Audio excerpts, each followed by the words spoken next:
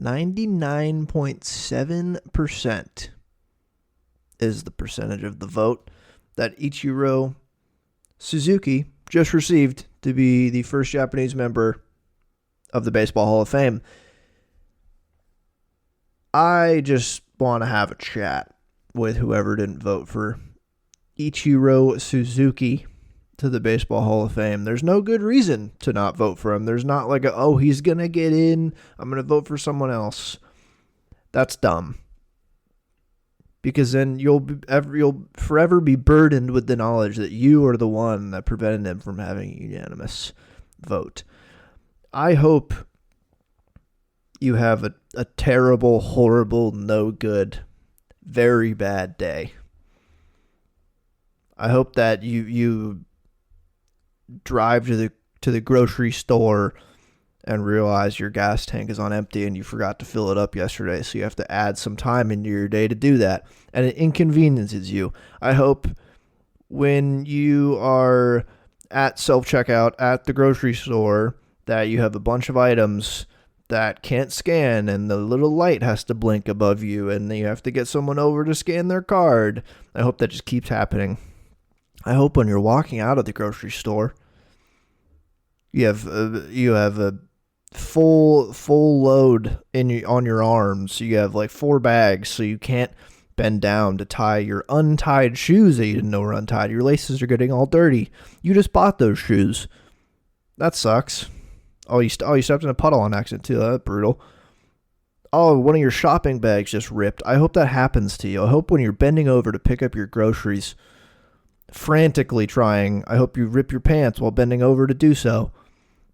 I hope you go home tonight. I hope your ice cube trays are not full. You pull them out and you're like, who didn't fill these? And you remember it was you. It was you that didn't fill the ice cube trays.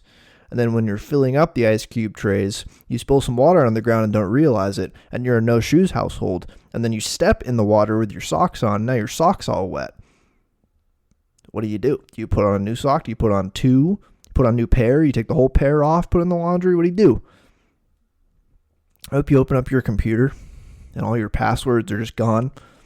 Your password key just doesn't work. All your saved passwords you have to go to every single account you have a password on, and you have to say forgot password ? And you have to go through all of that. Every one of your passwords. I hope you settle down tonight to watch a movie on the couch and you get nice and comfy. You get wrapped up in a blanket. The lights are low. You got a snack, maybe a drink. And I hope you lay down. You're so comfortable. And then you realize the remote is out of reach. And you have to get up from that comfort and go get the remote. I hope all that stuff happens to you, voter, wherever you are. Maybe I'm a little too fired up about this. But welcome back to the Chaos Ball Podcast, everyone. This is episode 99.7%. No, this is episode 100. I've done 100 of these, which is kind of insane. Kind of an insane thing for me to do when you think about it. But thanks for listening. If you've listened to all of those, I don't know if there's anyone in the world who's listened to all of these besides myself. And I don't even listen to the full thing usually when I edit these. But thank you for tuning in. This episode, that was a cold open because the Hall of Fame voting was just released. I'm recording this. Ichiro wasn't unanimous. I'm a little peeved, but whatever. I'm not going to work myself up about it. This podcast, what are we chatting about? Sasaki has signed since I potted last. Talk about what that means. Are the Dodgers ruining baseball? No, they're not, but I'll talk about it. And then a decent chunk of this episode is going to be dedicated to talking about the Hall of Fame, talking about Ichiro specifically, and then talking about Felix Hernandez, who is staying on the ballot after year 1, which is phenomenal news. I have a lot of Felix Hernandez stats to throw at you. I have a lot I've just compiled. I almost did the Hall of Fame episode last week before the results, but I knew Ichiro was going to get in. I knew Felix wasn't going to get in. I wasn't going to get on here and make a case for Felix before the voting came out because no one who's voting for the Hall of Fame is listening to me. So it's not like I'm going to be doing someone a favor and flipping their vote. But now that Felix is healthily staying on the ballot, the real fight begins. And I had a real fun time looking up little stat nuggets for him. So that's all I'll say about that. But let's get into it. Let's just chat about the Sasaki and the Dodgers first, just to get that out of the way. So you're telling me I'm supposed to be mad at the team who is actively trying to put the best collection of 26 players on the baseball diamond and maximize all the money they made last year, put a lot of it into the team this year. They've created themselves and established themselves as a destination, maybe the best destination for prospective players. Looking back, Roki Sasaki ending up at the Dodgers makes the most sense. It really does. It really does. There was like talk of him wanting to potentially sign with a smaller market team with good pitching development, sure, but come on. Who wouldn't want to go play for the Dodgers? I would sign with the Dodgers. If I was being courted by MLB teams, I would love to play for the Dodgers. So him signing there, not shocking. I think it was $6.5 million signing bonus. Other teams could have given him that. I think their max after they made trades was like 8.5 or something like that. So every team again could have signed him. There's been a lot of Dodgers are ruining baseball chats and like, oh, the lockout's gonna suck. Which lockout totally is not like me having an opinion or critique. I think people talking about the lockout are legitimately making a point that there could definitely be a worse lockout than we even saw a couple of years ago in a few seasons. So that's not amazing. But there's been a lot of talk about Dodgers ruining baseball, yada yada yada. It's stupid. It's very dumb to say that. First of all, this is great for the game of baseball. Having a single team that everyone is united against is good for the game. It was the Yankees for the longest time. Maybe recently, I feel like it was the Yankees until like this decade, probably. I mean, the 90s was, or at least the latter half of the 90s was the Yankees. They were still probably the best team in ball in the 2000s, even though they only won, I guess technically 2 World Series championships in the 21st century. But they were still around. They were still really good. They were still outspending everyone. And then I feel like it shifted. And like the 2010s, the Dodgers then that decade established themselves not quite as hateable, but as maybe the best run team in baseball and the best team in baseball potentially. Because while they didn't stack World Series titles in that decade, they won their division every single year. They were consistently good. They were consistently in the playoffs. But I feel like the villain in baseball has been the Astros the past, I'll say 7-8 years since they won their first one in the banging scheme. Then they won another one, and they were in the LCS 7 straight seasons. And they won, 3 championships? No. Yes? 3? Someone please correct me. My brain is all scrambled today. But I feel like they were the villain because they were winning all the time and because they cheated. So that's a good villain. Now it's 100% the Dodgers. They've won their second World Series title in 4 years. Some people don't count 2020, which is dumb. It counts. And now I think they're officially the villain, and I think that's phenomenal for baseball. And also, is everyone forgetting the sport that baseball is? Are we all forgetting that you literally can't buy a championship in baseball? Like, are we forgetting that the best team rarely wins the World Series in this sport? Yes, this is probably, especially for me, the greatest team I've ever seen put together. I think it definitely has a case for the greatest team in the 21st century, which is great under the same category of greatest team that I've ever seen put together. But again, it's baseball, man. Like, that team doesn't win all the time. Like, maybe they run off another 3 World Series in a row or something and I get proven wrong, but I just don't see that happening. Like, are we all forgetting what can happen in the playoffs? Like, the Padres almost beat the Dodgers last season. They were very close. So I don't want to hear the Dodgers are ruining baseball. And if baseball is being ruined, it's the 29 other teams that are not trying as hard. Like, yeah, the Dodgers definitely have more appeal than most teams. Like, they have like you can talk market size, but they also, I think, just being a wealthy person in Los Angeles is probably better living for most people than being a wealthy person in a lot of other cities in the country. Seems to be quite fun to be wealthy and live in LA. And they have like the history, they're one of baseball's most storied franchises, but they're also just so well run. And the ownership is very clear in the idea that this is an investment, but I say that as like a good thing. I'm not stumping for billionaires here, but just comparing their ownership group to every other ownership group besides Steve Cohen, they are taking the money. Again, they're taking the money they made last year and they've put it all on the team because they see if they keep just putting money in the team and getting good players and good teams, they're going to keep printing money.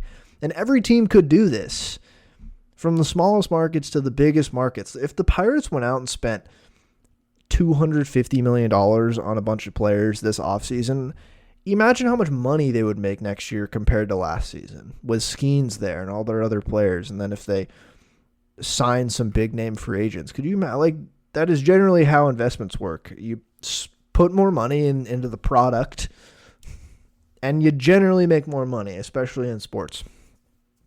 So I think the Dodgers are just taking that to another level. And they've now made themselves as a premier destination. Like Hyesung Kim signed there. Now Roki has signed there. Tanner Scott just signed there. Kirby Yates just signed there. And it was reported that Tanner Scott had more years and more money from the Red Sox, but chose to sign with the Dodgers. And why wouldn't he? You can go play on one of the best teams in ball, probably the best team in baseball on paper by far. Why wouldn't you go play there? That's what can happen when you put a good product on the table. So they're not ruining baseball. It's the 28, again, minus Steve Cohen, the 28 other owners and ownership groups that are happy to sit and rest on their laurels and make a decent amount of money year over year without actually having to really, really invest in the product heavily, as much as the Dodgers do at least. So that's that with the Dodgers ruining baseball. Get out of here. If you want to use this as a basis for baseball needs a salary cap, I will laugh you out of the room. Baseball doesn't need a salary anything. Cap or floor, they need none of it. MLB, I think, however, I do think there is a problem with our great sport. The fact that the Dodgers and the Mets are basically the only two teams really trying. Like, other teams are definitely trying, but owners are not trying as hard as those two. And they should be. And they're not. That's the problem with baseball. A lot of these revenue-sharing receiving teams don't put that money back into the team as they should. That's should be the point of revenue sharing. So baseball, yes, I agree. Baseball has a problem right now with money, but it's not the Dodgers' problem. The Dodgers are merely like just exposing everyone else. Because it'd be one thing if you said they bought this whole team, and they've bought a lot of the team, but they've gotten a lot of their core currently from drafting and signing amateur players and developing them and then trading them away and trading them to teams who are suckers. Mookie Betts is a Dodger. The Red Sox wanted to trade him because they didn't want the Babe Ruth trade to be the only awful trade in their history. They wanted another one. The Dodgers sprang on that opportunity and acquired Mookie Betts. They did the same thing with Freddie Freeman. They did the same things with Trey Turner and Max Scherzer. They make good trades when other teams are wanting to give away elite players. The Dodgers are like, oh yeah, we have a bunch of prospects to give you. And then they trade for them and then they extend them because they're a good organization. And then, yeah, they've signed Ohtani and Yamamoto and all these guys this past offseason to a bunch of big money deals because they can, and because they keep making money, because they keep improving the team. It is a snowball.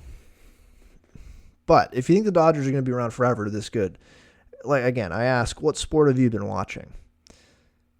The highest payroll team, the best team rarely wins in this sport. Dodgers might win 120 games in the regular season and lose in the NLCS to the I don't know, Phillies or something. Like, it could very much happen. It's baseball, man. That's my 2 cents on the whole Dodgers ruining baseball thing. Sasaki, back to Sasaki specifically. The Mariners should be so embarrassed. The Mariners used to be the destination for Japanese players, and now they can't even get a meeting with him. They didn't get a meeting with Roki Sasaki. It's not that they didn't sign him. They didn't get a freaking meeting with him, and that is a sign that, yes, ownership is really awful. We already knew that. But this Roki Sasaki situation is not about ownership. Because they didn't have to give him the Yamamoto contract for him to come over here. He was going $6.5 million. Let's just hypothetically say it costs that. It's the international bonus pool money. This is set aside to spend already. They didn't need ownership's approval to sign Roki Sasaki to a big money deal. So this screams that there is absolutely organizational dysfunction and rot in the Mariners that is not exclusive to ownership. Ownership doesn't help it, and I think ownership is still the main issue here. But the fact that they couldn't get a meeting with Roki Sasaki tells me everything I need to know. That there is just problems in this organization. They could have touted, hey, we're going to run a 6-man rotation so we don't overwork you in the first year or two of your deal. We can give you just as much money as every other team because we can. That's how this works. We have top-class pitching development. Probably like at least top 5. I'd wager top 3. Just as good as the Dodgers. I think they might have a better pitching apparatus than the Dodgers because look at how good and healthy their young arms have been. All the Dodgers pitchers are hurt. The Mariners might be the leading organization in young pitcher health in the development aspect. So the fact that they weren't a finalist, they didn't get a meeting is infuriating. It is embarrassing. It is a failure through and through. This wasn't like the Ohtani sweepstakes. They were in on Ohtani. I think they had a meeting. They were one of the final teams. Then all of a sudden it was like, no, he just had a gut feeling he was signing with the Angels. Not necessarily all on the Mariners there. Painful, yeah. Very painful. But this one, the fact that they didn't get a meeting, I'm pretty damn confident they could have gotten a meeting if they made this a top priority. Why wouldn't they have? Like, I am at a loss for words that they couldn't even get him to like come to Seattle. Or they didn't go to LA where he was having all these meetings. I just can't believe it. I can believe he signed with the Dodgers though, again. What a choice. I would do the same thing. So, Roki Sasaki. All right, let's touch on the real... Oh, last thing on Sasaki that I wrote down here before I talk about Donovan Solano for 2 minutes. If Rob Manfred was a real commissioner, he would have David Sterned this Sasaki signing. Second he got wind he was going to sign with the Dodgers, he would have vetoed it, a la the Chris Paul to the Lakers trade. He would have said, nope, sorry, he gets to go to the Padres or the Blue Jays. So there's that. The Mariners signed Donovan Solano, and the amount of like good tweets I saw about this was sickening. Absolutely disgusting. The amount of people on the internet who were, I don't want to say praising this signing, but were like, yeah, this is a great signing. I cannot believe what this organization has done to us as a fan base. It's demoralizing. I think in a vacuum, yes, signing Donovan Solano to like $3 million is a good signing. He is a veteran. He's proven that he can be a pretty good hitter. He's been great the past couple of years in a limited role. Yeah, like in a vacuum, sure. He's a helpful piece on a team that wants to contend. This is the only free agent signing they've made. Position player wise, I guess. They've signed a couple pitchers. Maybe I was just angry online that day, but I simply could not believe the amount of tweets that I saw. Like, oh, this is going to improve the team a lot. It was a great signing. I can't believe what Jerry Dipoto and John Stanton and the rest of the ownership group have done to us. They give us a crumb and we eat it like it's a succulent Chinese meal. Donovan Solano, again, is fine. Like, I think he's fine. My main concern is he's 37, and this screams to me like the Mariners needed to sign him 2 years ago, because if he was on the Mariners and put up the exact same statistics as he has the past, let's say they signed him in after 2022, after they made the playoffs for first time in 20 years. If he gave them the exact same stats as he gave the Twins and the Padres in 2023 and 2024, that would have been a super helpful player for the Mariners. He can mash lefties. He hasn't hit the ball particularly hard, but he's nicknamed Donnie Barrels for a reason. His barrel rate also isn't elite, but he finds the sweet spot on the barrel and finds the sweet spot, has a decent launch angle, and has managed to just be a pretty damn productive hitter since 2019, like a late bloomer. I worry that now going into age 37, too many people, I think, were saying, like, look at how good he was in like 700 play appearances, a lot against left-handed pitching the past 2 seasons. And I'm worried that, like, maybe that was it. That production is what the Mariners needed in 2023 and 2024. But we're talking about 2025. My confidence level is not high that he can continue with a 760 OPS on the Mariners at age 37. I hope he proves me wrong. I really does.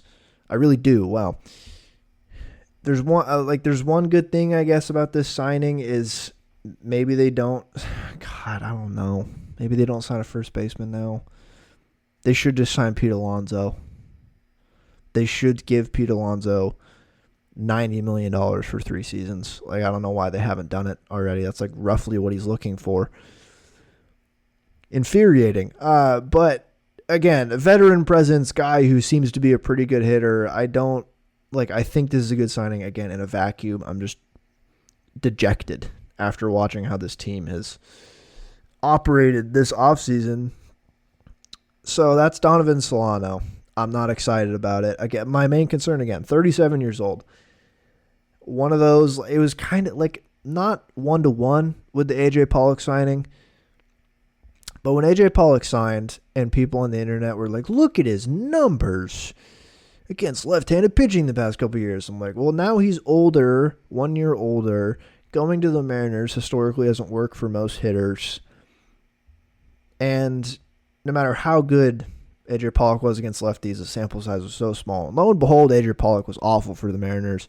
And I sat back and said, I'm not surprised by this at all. So if Donovan Solano is a 90 OPS plus hitter and 200 plate appearances for the 2025 Mariners, you can bookmark that, because I think that might be what he does. Now, I hope that's not true, but hard to get it up for like a potential veteran 37-year-old platoon who might have like a 110 OPS plus and 250 plate appearances, when this team needs a Pete Alonso. So that's where I'm at with the Donovan Solano signing. But now it's Hall of Fame discussion time. The results are in. CC Sabathia, Billy Wagner, and Ichiro Suzuki are in the Hall of Fame. As I said before, Ichiro Suzuki, 99.7% of the vote, almost unanimous. CC got 86.8%, and Billy Wagner got 82.5%.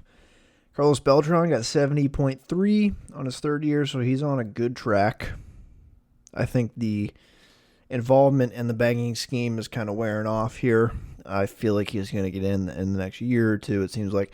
Andrew Jones is up to 66.2% in his 8th year. I feel like it's going to be close. I think he's a Hall of Famer. And then there's a pretty steep fall off. All these guys after that are almost 40%. Chase Utley, A-Rod 37%, Manny Ramirez 34%, Andy Pettit 28%. And then Felix Hernandez, his first year on the ballot, gets 81 votes, 20.6%.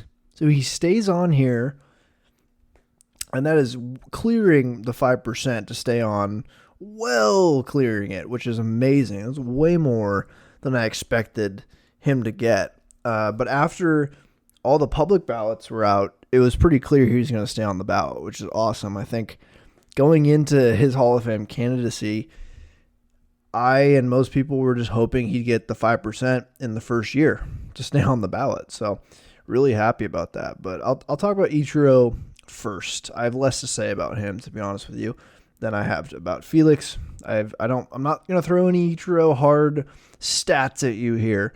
But Ichiro Suzuki and Felix Hernandez, just both of them, probably my two favorite baseball players of all time. Ichiro is my first ever baseball memory. Ichiro in a Mariners uniform is the first thing I remember about baseball. It's my first conscious memory of baseball. It's Ichiro. I remember loving him when I was a kid. I was a right-handed hitter in Little League, but I, like a lot of other kids growing up in King County, imitated his batting stance. Even in like T-ball, I remember doing that. He was, talk about a man with aura, talk about an icon. And I think I'm a big Hall guy too. I'm a big, like, I would vote for 10 people every year. But I'm also like, when you say a guy's name, I think your immediate reaction is usually the one that I would go with. And Ichiro, to most people, you say his name, that's a Hall of Famer. You don't even have to say his full name. That's part of his iconic status in baseball, is you just say Ichiro. Everyone knows who you're talking about. And he's in the Hall of Fame now. I mean, I think the only stat you need for him is he entered MLB at age 27 and still got over 3,000 hits in MLB. That's it. That's a Hall of Famer. Like, that's insane. He comes over as the first position player from Japan, wins Rookie of the Year, wins MVP, hits over 350. He goes on to have an insanely consistent career and plays a very long time in professional baseball as a whole. He is just one of the most one-of-one players the sport has ever seen. On the field, I mean, everyone knows it's Ichiro. Like, Rocket, Gold Glove, 10 Gold Gloves, 10 All-Stars.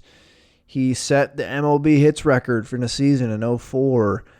He was constantly stealing bases. He was legging out infield singles. His thing, he'd been on a chopper to the left side of the infield. He was at first base.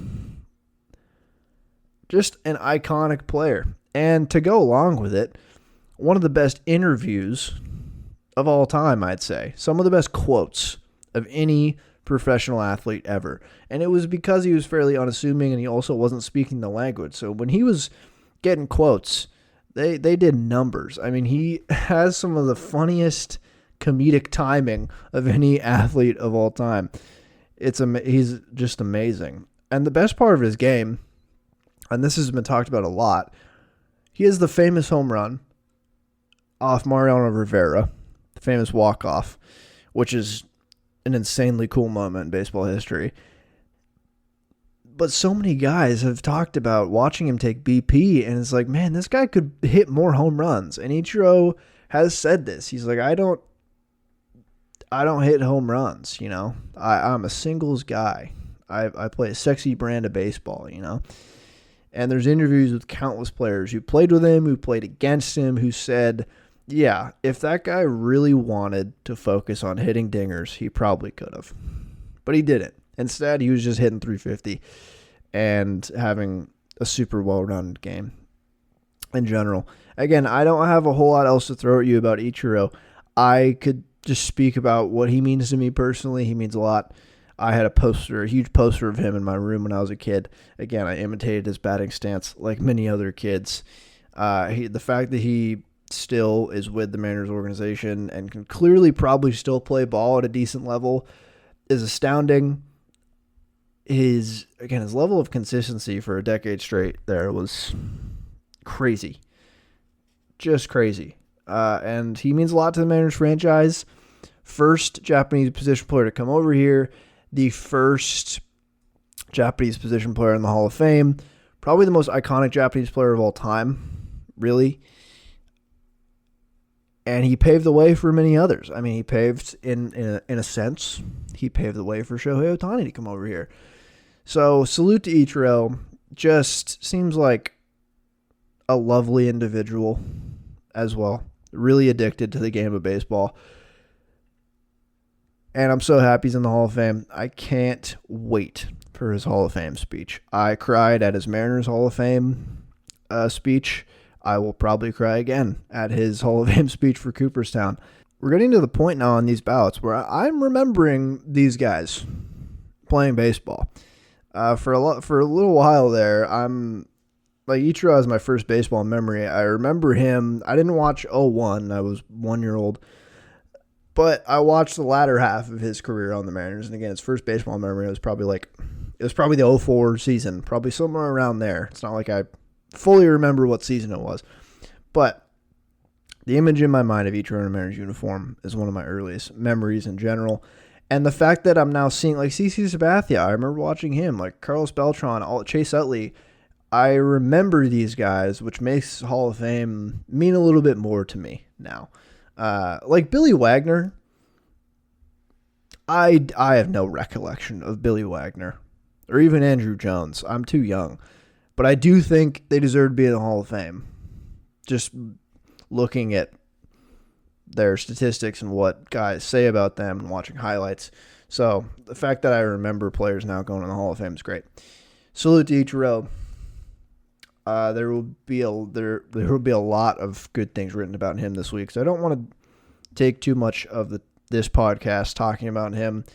I implore you to go read what everyone is going to write about him in the next week or so, because he's just a sensational player. And now to move on to my favorite player of all time. Maybe my favorite athlete of all time. It's him or Eden Hazard. But Felix Hernandez, just for a lot of people, I talked about when you say a guy's name and your knee-jerk reaction is often the correct one for you. For a lot of people, when you say Felix Hernandez, you don't think Hall of Fame. I think for a lot of people, he fits the MO of Hall of Very Good, which is fair. I understand it. Him and Andrew Jones are a little similar in, I think, what a lot of people say to denigrate their Hall of Fame case, in that they both came up when they were, I want to say Andrew Jones was 19 when he came up, but really young, really, really young. Came up, made an immediate impact on the team, and then for a decade straight, they were great. They were a great, great player. And then once they hit 30, basically it fell off quickly and dramatically. That happened for Andrew Jones. That's the biggest case of why he's not elected to the Hall of Fame in his 8th year and only has 2 more years left. Andrew Jones is one of the greatest defensive center fielders of all time and wasn't a slouch at the plate and was on those great Braves teams in the 90s. Felix, similar case where it's the longevity that people talk about to say, I'm not going to vote for him, which I understand if you think that way. I understand if you think a Hall of Famer should have an amazing peak, but also be able to gracefully age. And Felix did not. But I think because his peak was so damn good, that is the argument for why you should vote for him. And that's the argument why he didn't age gracefully.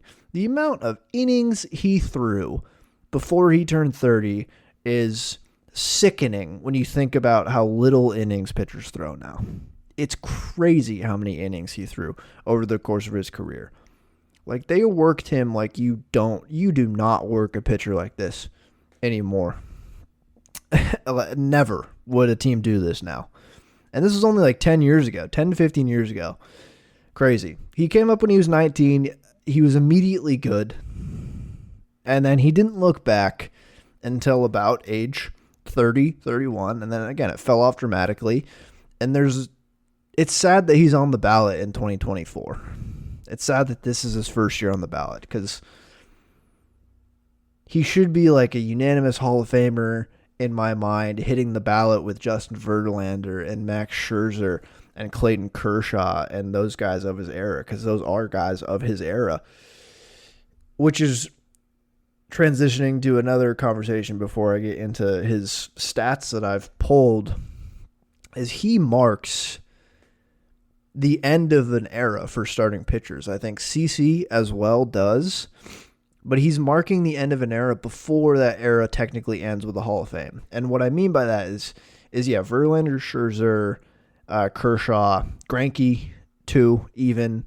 I would even entertain throwing like a Johnny Cueto in there. You don't really have pitchers like this anymore who give you insane production and are an absolute workhorse. They throw a lot of innings. You just don't see it in baseball anymore.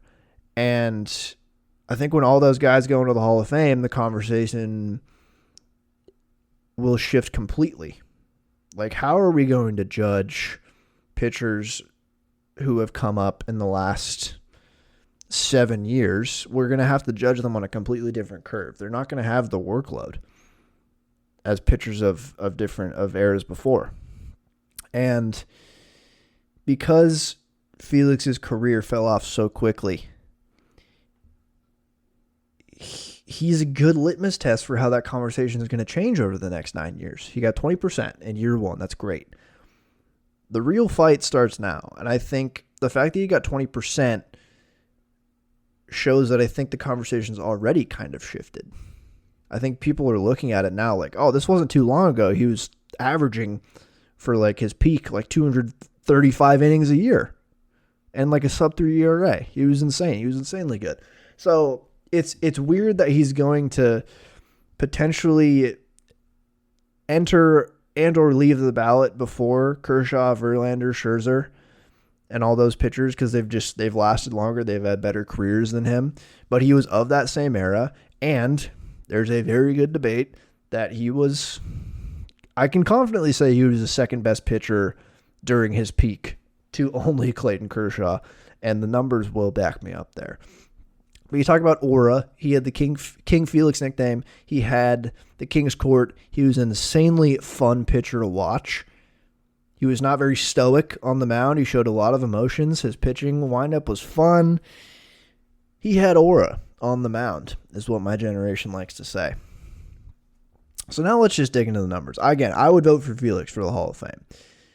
I can't be objective about this. I can't sit here and object and say, like, I wouldn't vote for him, because I would vote for him no matter what. That is how much he means to me, and that's how good I think he was. And I'm a big peak guy, and again, I'm a big Hall person. I think we should celebrate great players, and he was so good for a decade. He was insanely good. One of the best peaks we've seen in the modern era. And I'll get into it now. I pulled some fun little cherry pick stats to just kind of get this going. And then I'm going to compare like his 7-year peak to his contemporaries and his 10-year peak to his contemporaries, just because I pulled up both those numbers. But I stat-headed some fun ones. Just, again, they're a little cherry picked. So there's that.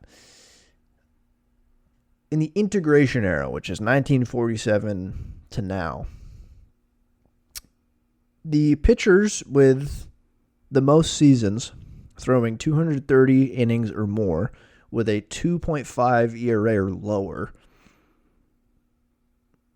Juan Marichal has 6 of these seasons. Tom Seaver has 5. Bob Gibson has 4. And then tied for third place with 6 other guys is Clayton Kershaw and Felix Hernandez. Felix Hernandez has 3 seasons like that, tied with Kershaw, Randy Johnson, Roger Clemens, Steve Carlton, and Sandy Koufax. All those guys, pretty good. I have 2 more little stats for you. In the wild card era, pitchers, which is, when is the wild card era? 1994, 95? No, 94 sounds correct. Wild card era. So This is another seasons counter. So how many seasons did these pitchers have with these stats? Minimum 200 innings pitched, a 3.5 ERA or lower, and 200 strikeouts or more in the season. Justin Verlander is first with 9 of such seasons. Randy Johnson is second with 8 of such seasons. And then tied for third is Max Scherzer and Felix Hernandez with 6 of such seasons. Now, let's just get into what his 7-year peak looked like. He came up when he was 19 in 2005. I've identified his 7-year peak was 2009 to 2015. There's 7 seasons in there, of which he was an all-star every year except for 2010, the year he won the Cy Young. I remember because there was a debate whether him or CC Sabathia should be elected to this all-star team. And CC had a better win-loss record at the time, so they put him in. Because Felix, again, if a reminder, won the Cy Young that year. 2.27 ERA, 249 and 2/3 innings pitched. Both led the league. Ridiculous. 7.2 baseball reference WAR as well. Just an insane season. Didn't make the All-Star team. He went 13-12 that year, which is why. But it's a 7-year peak, 2009 to 2015. So this is all stats from then. And just to read off some of the numbers before I dig into how he compared to his peers at the time. He went 104-65 over that span, sure. 2.83 ERA in 1,596 innings. 136 ERA plus in that time. 37.9 baseball reference WAR. Again, 6 All-Stars, a Cy Young, 2 Cy Young runner-ups, and this is, it's pretty contentious. He definitely shouldn't have won in 2009. Greinke's season was wild that year, but I think I'm again so biased. I think he should have another Cy Young in 2014. That was the Kluber year. I was close, and it was very close in the voting. I think Felix should have gotten another Cy Young. But those stats are crazy. So, over that 7-year peak, 2009 to 2015, how did he compare to the rest of the league? Well, his 1,596 innings was the most in Major League Baseball.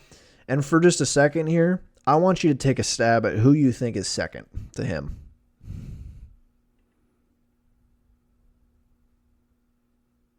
It was James Shields, second, with 1,558, which is awesome. Felix fourth in complete games, only behind Kershaw, Cliff Lee, and Roy Halladay. He was first in quality starts over that span with 171. Out of 230 games started, that's a 74 quality start percentage. Just to put it in a little bit of perspective, since 2018, so 7 seasons, and yes, 2020 is in there, but this is a percentage stat, not a counting stat, so I don't feel bad about having a smaller sample.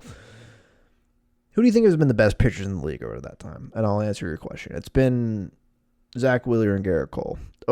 Consistently over all 7 of the seasons. There's definitely been a lot of good pitchers in this time, but I think those are definitely top 2 that might come to mind. Their quality start percentages over that same period are 65%, which is really good. 74% for Felix is kind of crazy. If you look at Felix's pure WAR calculation over his 7-year peak, 39.8 Fangraphs WAR was second only to Clayton Kershaw. His baseball reference was 37.9, also second only to Clayton Kershaw. His 2.83 ERA was third among qualified starting pitchers, third to Kershaw and Wainwright. His ERA minus was 73. I was using Fangraphs for this one. Second only to Kershaw. His 1.11 whip was third over that time, only to Cliff Lee and Kershaw, and he was tied with Zach Greinke. And his 1,549 total strikeouts over that time was second only to Clayton Kershaw. His strikeout percentage was third at 24%. Third to Scherzer and Kershaw. This was not that long ago, like 2009 to 2015. That 24% K percentage was elite. Think about that. Think of like 24% is close-ish to league average right now. I think league average K percentage now is like 20, almost 23. I think it's just under 23%. And above, if you look at the average K percentage in 2010, it was 18%. So 24%, again, it was elite.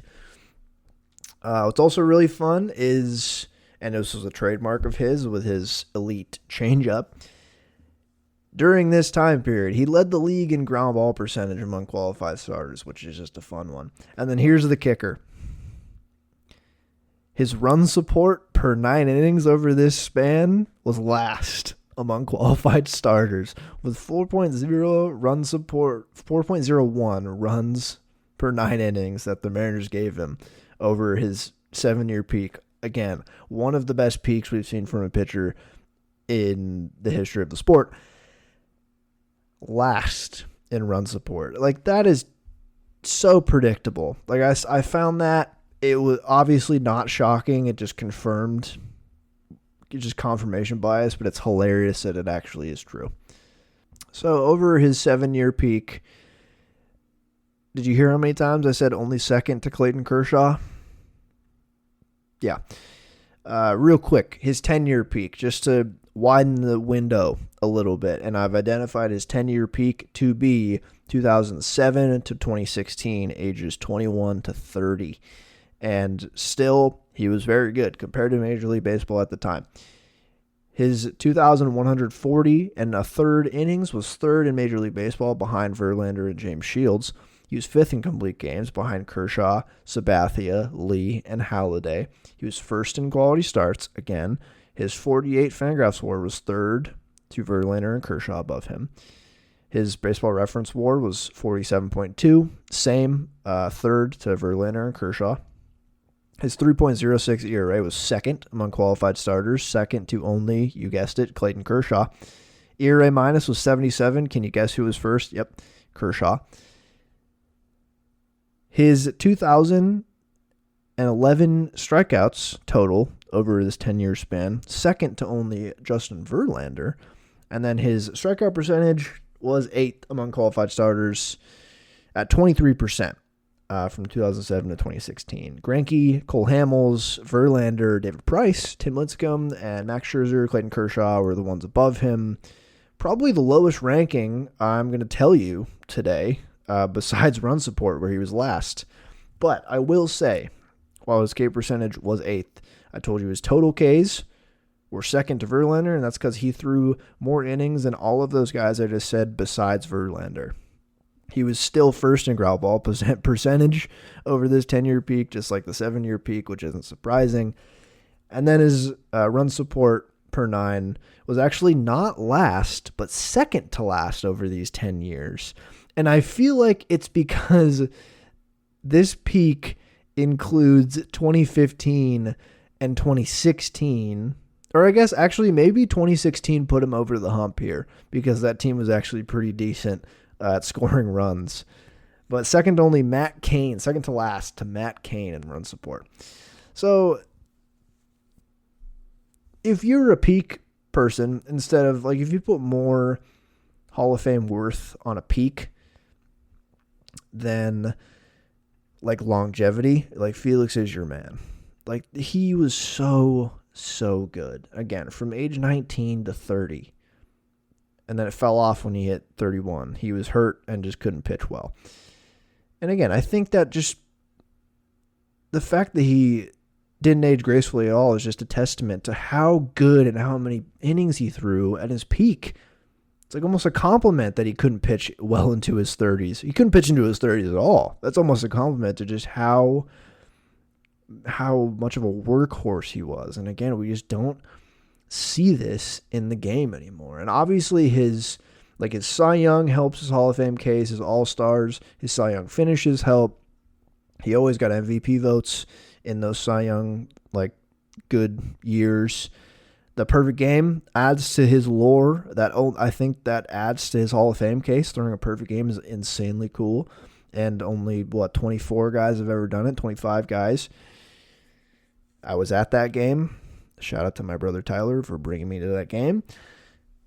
The thing that goes against him, I said, longevity, and I think just not pitching in the playoffs. I think the fact that he pitched on some of the worst baseball teams at the time in those Mariners teams really hurts his Hall of Fame chance, which sucks. Like, it shouldn't, and I hope voters will look past that, and I'm sure a lot of them will and have and will in the coming years. But I like the fact that he never had any playoff moments, and he pitched on the Mariners, who, even when the Mariners are good, they're more irrelevant than like a mediocre team on the East Coast, it seems like. That definitely is one of the detractors, which, it shouldn't be, but it is. I'd vote for him. I mean, I just want to go through here and just read his innings pitched until he was 30. Indulge me for a second. So he comes up 2005. He's 19. And I'm just going to 19 to 30. Here is the innings numbers for Felix Hernandez per season. 84 and a third, 191, 190 and one third, 200 and two thirds, 238 and two thirds, 249 and two thirds, 233 and two thirds, 232, 204 and a third, 236, 201 and two thirds, and then 153 and a third in his age 30 season. That is just unheard of in today's game. Completely unheard of. Think about Logan Gilbert. Logan Gilbert has been about as durable as they come and has been really good for the Mariners since he came up in 2021. Logan Gilbert came up when he was 24. Felix came up when he was 19. Logan Gilbert has thrown 119 and a third, 185 and two thirds, 190 and two thirds, and then this past year, 208 and two thirds, which led the league. If he's on the Felix track, Felix threw from 200 and two thirds. He made the jump to 238 and two thirds in year 5. Can Logan Gilbert do it? Honestly, maybe. But no, it was Felix's combination of elite stuff where he was one of the better strikeout pitchers of his era, but it was an era where like an elite starter now is striking out 28% of the batters they face. Like Max Scherzer's the exemplification of how far you can take strikeouts and durability as a pitcher. Felix had the strikeouts that were elite for the time, but then he also had those ground balls. He could always go deep into games because he would strike out a fair amount of batters, but he would just never give up hard contact. He was just such a good pitcher. You talk about like a pitcher versus a thrower. Man, he was just the art of pitching. It was just beautiful, beautiful to watch Felix Hernandez pitch. I have one more stat to throw at you before I'm out of here. In the integration era again, the most innings pitched before turning 26. And Felix Hernandez is 11th on this list. 11th. In the 2000s, so I'm just going to read you these names here. Bert Blyleven, Don Drysdale, Larry Dierker, Catfish Hunter, Fernando Valenzuela, Dwight Gooden, Denny McClain, Joe Coleman, Frank Tanana, and Milt Pappas. And then Felix is 11th.